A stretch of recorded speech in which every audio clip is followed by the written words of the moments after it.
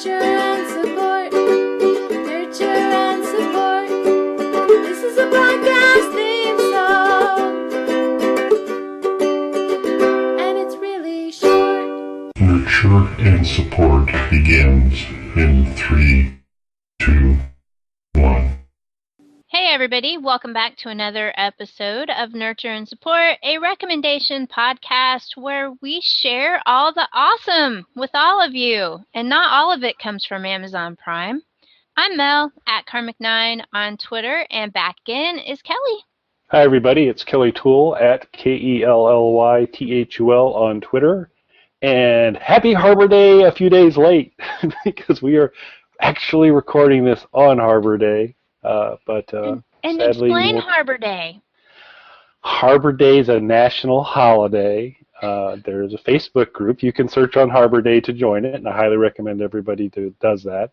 And it's a day where you internalize all the wrongs that people have done you throughout the year, and on Harbor Day you kind of release them all in passive-aggressive fashions. It's a celebration of passive-aggressive behavior, and it's a little Facebook group that I manage that's just about the funnest thing in the world. It's just super predictable that it'll always be awesome. If you're ever looking for lack of support, it's a wonderful place to go. Offer something out and the sharks will attack. But not mean, but fun. It's definitely fun and very passive-aggressive. Which is its own art form. Indeed. Yes. Kelly won a contest many years ago to found Harbor Day. Yeah, and actually the New Yorker used to have a kind of companion social media presence that they ran along with their publication, and they used to do hashtag games all the time. And the kids had come up with a holiday, and I pitched Harbor Day, and it inched out Take Your Relatives to Therapy Day. So it's pretty stiff competition there. Yes. So. Yeah, I read that article. It had some good ones in there. But Fun. Harbor Day is great. We'll put a link up on the blog post to the Harbor Day Facebook group, and you can request membership because it's a select group. That's right. And Mel's a member, but we don't see Mel on Facebook a lot. So Yeah. You know, I did look today, but I didn't post. I did tweet something though. Yes, you did. I did. So there you go.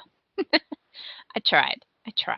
Passive aggressive, whatever. That's right. It's more than most people could bother to do. So thank you for that. You're welcome.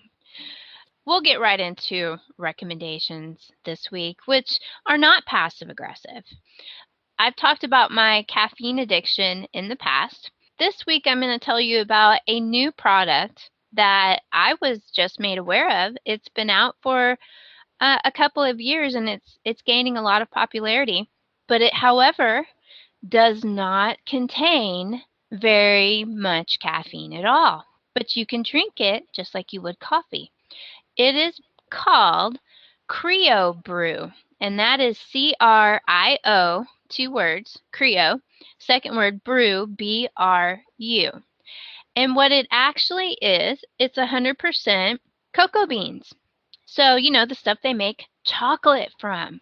You can make a drink with, if you're familiar with the Aztec and the Mayans, they drank the original cocoa drinks at least people in my part of the country consider it to be the original cocoa drink. I don't know the deep, dark history of the cocoa bean, but I was unaware there were different varieties of the cocoa bean, and this company, which I actually was unaware of this until I started looking into them a little more, they were on Shark Tank is how they got started.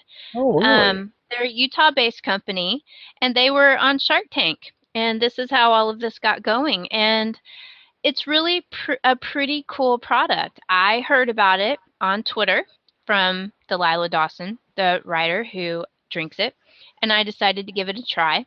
It's not available in a whole lot of stores, so you're probably going to have to order it online. You can order it directly from them at criobrew.com, or Amazon carries it, but they do have on their website a store locator, so you can see if there's a store near you that carries it.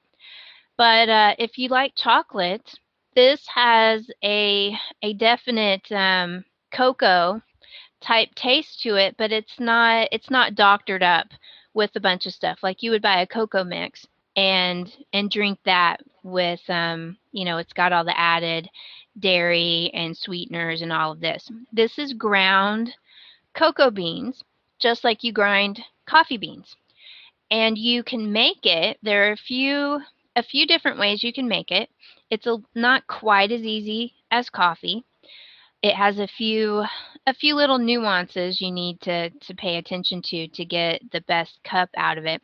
But you can actually make it in a coffee maker, in an automatic drip coffee maker. But you need a gold tone filter. So the permanent metal filters that you can buy for your automatic drip, you need to have one of those to make this in your automatic coffee maker. It would also be best if you have one that has the bold strong flavor setting, because those actually drip through slower, so you get a longer brew time.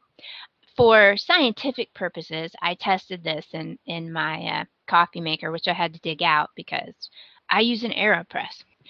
But it's As not bad. established on show something or other. Yeah, I've talked about it in the past, and I'm going to talk about it again here in a minute. But Awesome. I wanted to talk about the most common appliance that most people are going to have if they wanted to give this a try. It is a good drink, just made in the coffee maker. It's not, in my opinion, the best flavor you're going to get out of this in the coffee maker, but it's perfectly good, and you can make more of it in your coffee maker than you can, say, in the Aeropress. But it is best if you have a strong brew function. A lot of So, coffee makers have that these days. You just have so to look you at yours. so you mentioned having the gold filter versus the regular. Is that just a Not the durability paper. thing? No, That no, you actually don't want the paper. It could clog up the paper filter and actually overflow. We've all had that happen in a coffee maker where the filter bent and the coffee grounds overflowed. You could clog the paper filter, but the biggest issue is the paper is going to absorb a lot of the benefits of drinking the cocoa. You won't get the best flavor out of it, and that there's a lot of people that say that about coffee as well. Depends, in my personal opinion, what kind of coffee that you're making, whether the paper is going to be beneficial or bad for the brew. But in general, I will say you get better flavor out of coffee and anything if you use one of the permanent metal filters, as long as you keep the filter clean. Don't let the filter get dirty. You need to clean it or it will clog eventually. So that's in an automatic drip coffee maker. You can also make it in the French press, which, if you're a coffee fiend like me, you might have a French press. Amazingly enough, I have a French press in the cabinet as well. So I've actually mostly made mine in the French press just because it's the easiest method, I think, to make. Now, when you're going to make this in either the Aeropress or a French press, what they recommend is that you add your grounds. It comes in bags it's already ground. You don't have to grind it yourself. It's already ground up. And it's not a real fine grind like an espresso, and it's a little bigger than a typical like Folgers grind that you're going to get from the store. It's a little bit bigger than that.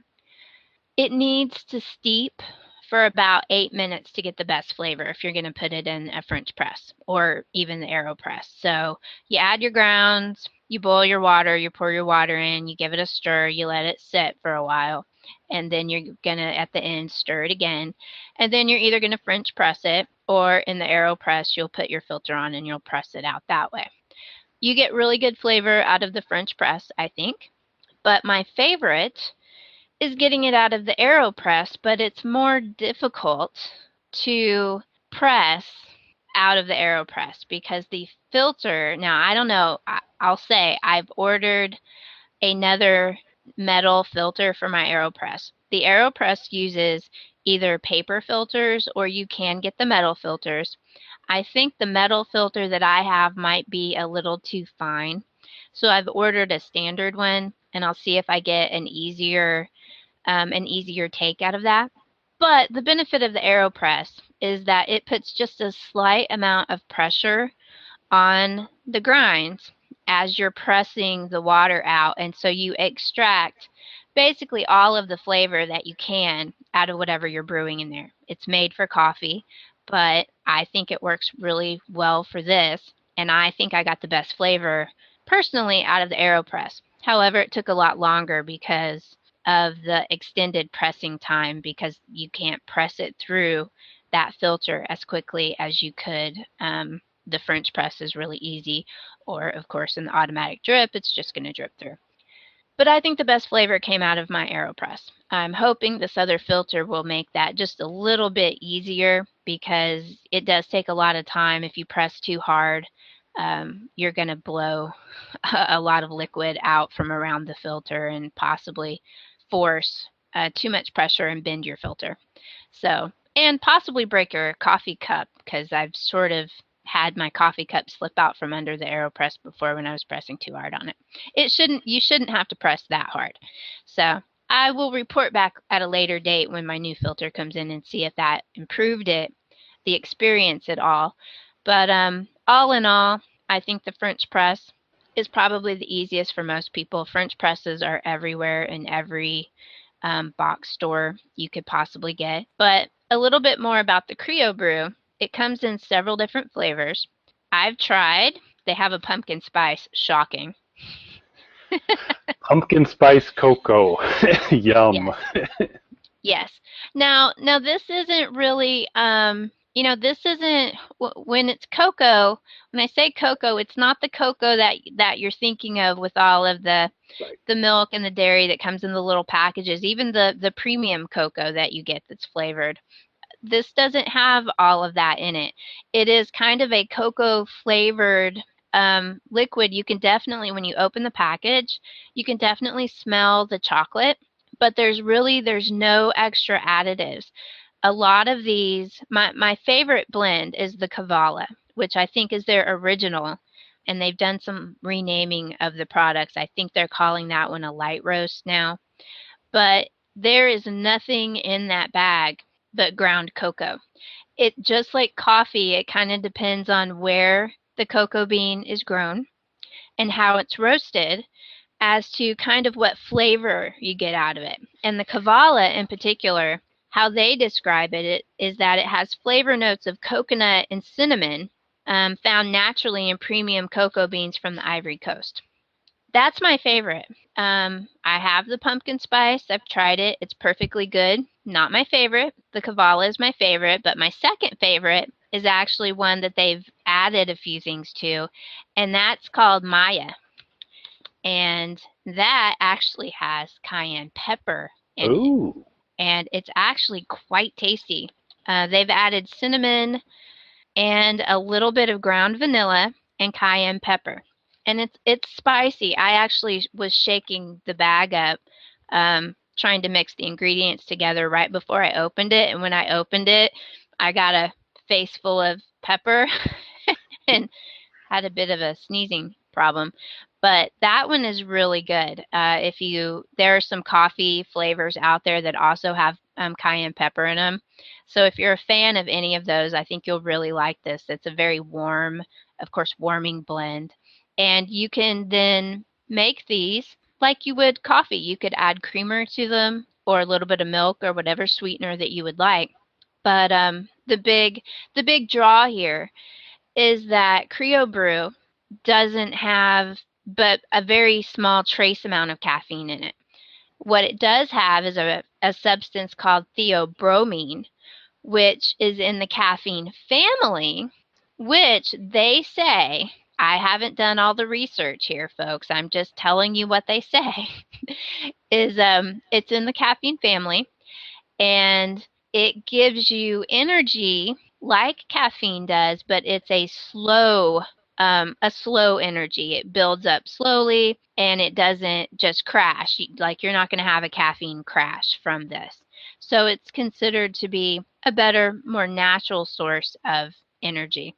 They also claim that it has more antioxidants in cocoa beans than in anything else. So all the stuff you've heard about, acai bean, acai and goji berries and all of that, blueberries, that cocoa beans blow them all out of the water for the antioxidants that you get. These are reasons why you wouldn't want to be using a paper filter, because paper absorbs the oils and all of the aromatic substances you're going to have in anything that you brew it with. In coffee, that can be good, because if you have something that's got a bitter flavor to it, the paper could help absorb some of that bitterness. But depending on the brew, it might actually absorb some of the good things that give it good flavor. So that's the thing about paper with coffee. But it works the same here. So that's why you really don't want to use paper, besides the clogging issue, is it will absorb the good things, all of the good substances that are in the cocoa beans that you're extracting with this water bath that you're soaking them in, and then you're pressing out and drinking the liquid. So there's no artificial flavors in any of these that I've seen. It's all natural stuff. A lot of them are just plain ground cocoa, and a few of them have cinnamon and vanilla, and like the Maya flavor has a little bit of cayenne pepper. And let's see, nutritionally wise, each cup has 10 calories, no sugars, no sodium, no fat, and 1.5 grams of carbs. So it's much healthier for you than drinking what we consider traditional cocoa. And if you have this, you might not need to drink all of that fatty, bad for you, high calorie, sugar additive cocoa that is so prevalent this type of year. So I was drawn to this because when it gets cold, I don't like cold. We've established that I'm in Texas and we really don't do cold here. When it gets below 70, I have to wear a coat. And I will drink coffee all day long because it's so cold. I like coffee, but I won't drink anything but coffee because it's hot and it's warm and it's readily available. But this, I can drink when I get home from work, or I can make it in the afternoon at work, and it's not giving all of that caffeine that they say is bad for you to have at the end of the day, that keeps you up and is bad for you. So I hit my caffeine in the morning, and for the last couple of weeks, I've been transitioning over to my cocoa beans in the afternoon, and I have to say I really like it. I think it's a really good product, and I had never heard of it, and it's been out for several years, and I usually am pretty aware of a lot of the quote unquote coffee alternatives that are out there, but Crio Brew is pretty much the best one that I've come across, and I've tried almost all of them. So I really think a lot of people would like it, especially this time of year. It can be a little pricey, in that I think it's running about between $10 and $15 for let me see, for a 12-ounce bag. Now, I think that makes about 40 servings. So that's not bad. That's not bad at all. Obviously, it's going to be more than your Folgers, but it's going to be better than your Swiss Miss milk chocolate with the little artificial marshmallows in it. So Well, there's the episode title, Better Than Your Swiss Miss. I think right there we go. yeah. So Crio Brew, I think it is a really awesome product. I wanted to let everybody know about it in case you hadn't heard about it like me. The only downside to it that you have is that it does take a few minutes to make. It really needs to sit, according to them, for the best flavor for about 8 minutes, and then you're good to go. So probably not a Keurig option coming anytime soon. No, actually, when I went to their website to look, they have made a K-Cup. I'm not sure, how that's going to go, but they actually have just released a K-Cup version, so I'll have to see if I think it's really very brand new. There weren't any reviews when I looked at it, so we'll see. Excellent. So theobromine was my old radio name, by the way. I didn't know if you knew that. No. that was it from there. Do you remember so they were on Shark Tank. Do you remember, did they get picked up by a shark? And if so, which shark kind of? No, I had no clue, and I saw an article about kind of alumni from Shark Tank, and so it featured a few of a few of them, and I would imagine that I guess I don't know if they won the whole thing, but they made it to, I would say, close to the end. I don't know. Maybe they won. I don't know. Very They cool. didn't actually say anything about having been on Shark Tank on their website. I did that when I was looking for reviews and found that they had been on Shark Tank. They don't advertise that at all on their website, that's kind of how they got started. Yeah, or maybe because there's a lot of folks come on Shark Tank and they just can't cut a deal that they're still. I don't know, Yeah. but very cool. That sounds great. I'll have to look into some options. I'm gonna assume I'm gonna be in mail order land for that as well. Yeah, Versus I am. skeptical our stores carry it. There's only 3 stores in all of Texas. When I did the store locator, there's only 3 in all of Texas, and none of them were close to me. So Gotcha. And that website is Crio Brew, so that's CRIOBRU.com. And that's where you can order it directly. They also, if you happen to not have a French press or you want to buy a set, they sell the equipment, some equipment on there as well. But Amazon also has some of it in stock from third-party sellers that'll ship for Prime. oh, there you go. Yeah. Excellent. Cool. Well, this is show 103. So my recommendation, I'm considering one recommendation, even though it has 3 parts. So we'll just do the math. That's just the way it's going to be. So we'll start off with kind of the core recommendation, the recommendation from which all additional recommendation lets spawn off of is a movie. It is a movie that is available on YouTube for free to watch. It was filmed in 1964, and it is called The Creeping Terror. The Creeping Terror. Okay. In contention for worst movie of all time. Verifiable. This isn't just Kelly saying that. This is professional. This is a bad movie. People have this one up right towards the top. So you always have. I don't know, man. We've seen some really bad movies. I seem to recall a Troll 2. Troll 2's there. Plan 9 from Outer Space, classically bad, also pretty awesome. I gotta tell you, and I'm a big Plan 9 fan, and I don't know what to call myself about Troll. I'm familiar with Troll 2, unfortunately, and I don't know. We've seen it a number of times. Yes, we have.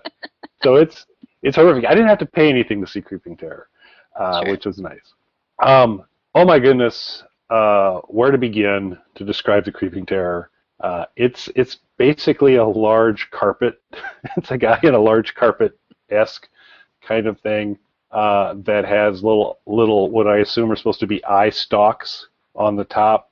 One might argue there's a lot of phallic imagery running through this whole monster, which is not entirely surprising when we learn a little more about the movie creator, which we'll talk about in a second. But I want to kind of concentrate on the movie itself first. So, ridiculous monster that crash lands the spaceship. The entire movie, 2 people will come up. A police car will come up by the crash, and the guy's leaning out the window, and another guy comes up.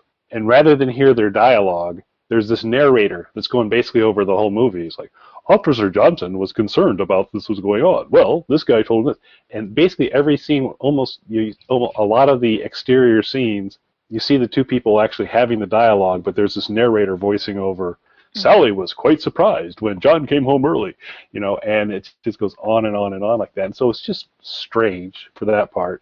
Horrible acting. The monster, so apparently these people, when frightened, are immediately paralyzed and unable to move because the big carpet creature takes a long time it can't exactly sneak. It creeps. It's a creeping terror, a slow creeping terror, and it's like, okay, I see you. I'm scared. I'll give you 5 minutes to lumber over to me, and then I'll fall down and begin to work my way in the gap because apparently the mouth is down by the belly, and the actresses typically crawl in, and it's the longest digestive process ever because they're having a hard time crawling in the mouth. So it's just inch by inch by inch. And they're screaming and it's another inch, but you can just tell they're crawling inside of it. There's a hootenanny that the creature attacks, and a guy tries to kill it with a guitar. There's a dance club scene with some truly frightening 60s dancing, particularly by the men. Some dancing. And so when the creature inexplicably makes its way, because this creature's like 8 foot tall, I don't know how it fit through the door, how it actually surprised people fitting through the door, but basically they see it, they're all scared, and then it's this whole succession of about 5 people standing in place as the monster makes its way from person to person for the people to kind of crawl through. And then the narrator, oh, they were surprised to see them show up, and it's just the strangest thing in the world. So truly, truly horrible movie. Maybe the carpet was secretly exuding some sort of pheromones that held them in place. Maybe. It stars Vic Savage, who is also the producer of it. A little more on Vic in a second. But also William Thornbury, who is the original Marlboro Man, plays the lead doctor. We don't hear him say a lot because the narrator covers everything he says pretty much. Mm-hmm. But so there's a couple. Those are some names in there. So originally, this Vic Savage guy is a con man, and he basically set up the deal that he made the actors pay him to be in the movie, and so he was using all this funding to do that. He originally approached. Alan Sifilent wrote the movie. He thought Alan Sifilent was Robert Sifilent. He had a brother who's actually like a renowned writer, and this is his brother who's like nobody. But he went to Alan. Alan wrote it, and it was a little better concept, but they had a falling out because of money again, and so off they went. Alan Sifilent then later went on to write The Stewardesses, which was the first 3D adult film that apparently grossed over $140 million. It's a very popular. Okay. Good for Alan. He had successful set. The guy that did the graphic into the kind of the beginning opening credits ended up doing some of the art design for Star Wars. So some interesting connections. But here comes the most interesting connection, because Alan Sifilent's idea was that this was going to be shot in Tahoe, which is where the area they were in. The monster is going to land, swim across Lake Tahoe to the bright lights of Tahoe, attack a chorus line, all kinds of different things like that. Well, Vic had different ideas and felt from a budget standpoint he could do better. So he decided instead of beautiful Lake Tahoe, the water body featured would be this creek in Spawn Ranch. And so they filmed a lot in Spawn Ranch, and they used a bunch of cars that were available in Spawn Ranch. And where is Spawn Ranch? Spawn Ranch is where Charles Manson used to hang out. So Charles Manson loaned them the cars that are used in this movie. Nice. So there's all sorts of very interesting stories. So that's the movie. It's on YouTube. Watch it. It's absolutely horrific. But watch it first. Then, when you get done watching it, hopefully you're an Amazon Prime member. And if you are an Amazon Prime member, you can go and you need to look up The Creep Behind the Camera, which is a documentary about Vic Savage that really gives all the backstory. And he is a horrific human being on he is horrific. And it's a very interesting documentary because the director did this combination. He hired actors. Josh Phillips plays Art Nelson, who's Vic Savage. That's his stage name. He is the creepiest guy just the creepiest guy in the world. It's like a demonic Bill Pullman. But the guy's amazing, playing this complete dirtball who marries this poor girl, abuses her nonstop. They have 3 kids. He's bringing home girls all the time. He goes, I need to do this. It's part of the business. I'm making money for us. And it's just, and it does much, much worse things. Mm-hmm. And you just kind of keep watching this thinking, this woman's, being abused. She's not going to, how can she make it out of it? But then they cut from the filmed footage that they created for the recreations to talking to different people like William Thorberg and those type of folks, and they kind of tell a story. And unfortunately they cut to her. So you go, whew. And she's much older, made it. She's much older. She's not in a straitjacket. She seems very, things. I think things eventually worked out for her. So that takes a little bit of the tension out of it to say, well, at least you made it out. And in watching most of the movie, you have no idea how that's going to happen because it's just a mess. But it's actually a really fascinating documentary to kind of see the story of this guy. Ed Wood was kind of, and they had the Ed Wood movie. He was eccentric, but this is a whole different kind of crazy. And is the type of thing. Yeah. So The Creeping Terror is my, of course, part of my recommendation. If you enjoy that, seeing the creep behind the camera, I highly recommend seeing that. And then I need to really give credit where credit is due that I saw The Creeping Terror because on a weekly basis, on Saturday nights, our good friend Patrick Smith. Can you say Patrick's Twitter handle? Because I never can. The Clurichan? The Clurichan. Let's go with that. So I don't know how you say it. That's how I pronounce it in my head. We'll do that. Patrick, the Clurichan on Twitter. That's TheClurichan. We'll include it in the blog post. He hosts this really cool thing called Late Night Movie Club on Saturday night, where he connects with a bunch of people and everybody kind of gets in, finds the movie on YouTube. Patrick does a good job in finding ones that don't have commercials and that kind of stuff in them to have sync issues. And then there's a website called sci-fi-designs.com where they have a Twitter chat feature. And everybody kind of gets into a little Twitter chat room, all gets lined up, and then eventually it's go. Everybody basically starts the YouTube video at the same point in time, and you watch it along like we used to always do with the sci-fi movies. Yeah. And so it's a great time. It's really nice that Patrick's associated with the sci-fi-designs.com website and providing the hosting for the Twitter chat stuff and all that kind of things, and he kind of orchestrates all of it. It's a lot of fun. You see, it's a group of, I don't know, it's anywhere between 10 to 20 people join each week, and it's a good chat. So if you're interested, maybe hit Patrick up on Twitter, say, hey, I'd like to do that. You'll see him tweet out links pretty faithfully every Saturday when it's coming up. Yes, and he still includes me even though I haven't made it in forever, and I need to, because it is a fun time. It is fun. It is fun, and it's not quite as cluttered as Twitter, because we can all do stuff together on Twitter, but there's a much larger volume, and so this is a slightly smaller group from there. So I didn't really kind of clear with Patrick that I was going to be given this props. But no, they always say that everybody is welcome. Yep. So I think it's worth a look. But that The Creeping Terror, that's how I got connected to it, and then as I began to look a little more into this, I started seeing things like Charles Manson, and I was like, I need to, and then this movie, and so it's amazing.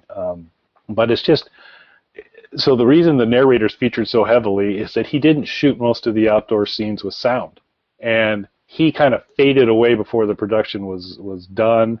And as they're trying to at least cobble something together to make some money, they said, well, okay, we don't have the money to dub a bunch of actors. We're just going to hire this guy to narrate and fill in all the blanks. So there's a few scenes that were shot like on set, and there's actual dialogue on sets. But basically anything that was shot on Spahn Ranch it's the narrator carrying, and which is the majority of the movie. And so you get to hear quite a bit from the narrator on that. But it's a fun, bad movie. I'd be interested, for those of you who do check it out, if you were to pick the worst movie of all time, I think this one should always be in the conversation.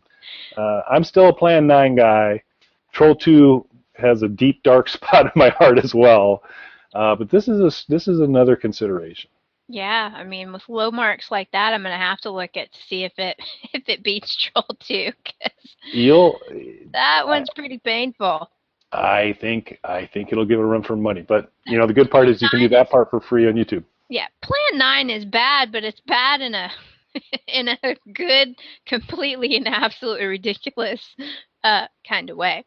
So yeah, this is not.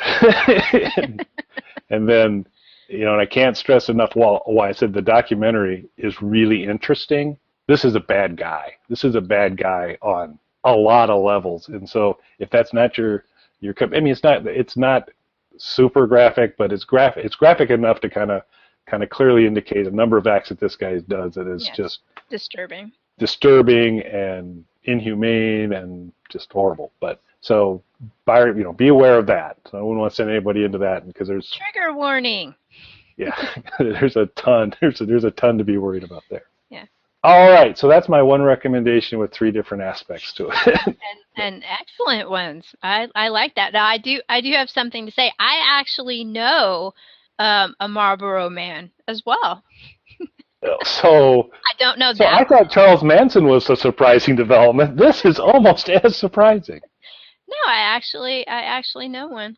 From He's still he's a little older now, but he's still in affiliated with it. He still does some of the commercials, but he's older and they have to pull the camera back. They have some younger guys too, but he was one of the most used Marlboro mans. He's a client of ours and actually is a cowboy. There you so go. That's how I know him, because I'm involved in horse veterinary work. So he's a client and a very nice guy. It doesn't smoke. It doesn't smoke. It never did? Not that I'm aware of. Maybe back in the day. He doesn't now. Interesting. So. Well, good for him. Yeah. Very cool. So does he just drop that on you? Go, hey, how you doing, Mel? Did you know I used to be a Marlboro man? No. He has never brought it up ever. When I first joined this particular practice, I was warned that we had some clients that stalked him because he was the Marlboro man. But he's happily married, bunch of kids. He's a nice guy. So, but we apparently had a few clients trying to hit us up for information about him because they found out he was a client of ours, and they would try to get information from us about him. So I was warned when I joined this practice many years ago that one of the Marlboro men was a client. Excellent. So, wow, that's cool. Very cool. He's a nice guy. He's a great guy. Do you have his Twitter information where you could share? He doesn't have a Twitter account. No Twitter for him. Okay. No. Well, since you don't have that for social media recommendations, I can throw one in. Okay. I don't believe that Amy has been a Marlboro man at all, but I'm going to recommend Amy Rushall this week, and it's her Twitter account is at AMYRUSHALL, Amy Rushall. Longtime Twitter buddy. We go way back. She lives out on the West Coast. But as I mentioned at the beginning of the show, today we're recording on Harbor Day, and I had neglected to invite Amy to the group until today. And on Harbor Day is a great day to reach out and bring new people to the Harbor Day Facebook group. So I had sent Amy an invite to join, which she very rapidly. And I think the reason I didn't is that you have to have like maybe a little bit of a mental defect to really like Harbor Day, and it didn't strike. Amy seemed you respected her too much. Seemed well adjusted. Said this may not be your thing, but my goodness, it is. And she has been a wonderful addition. She hit the ground running. You want someone who can spread that passive aggressive behavior around, and she just did it. She hit the ground running. It's just been fantastic to have her join.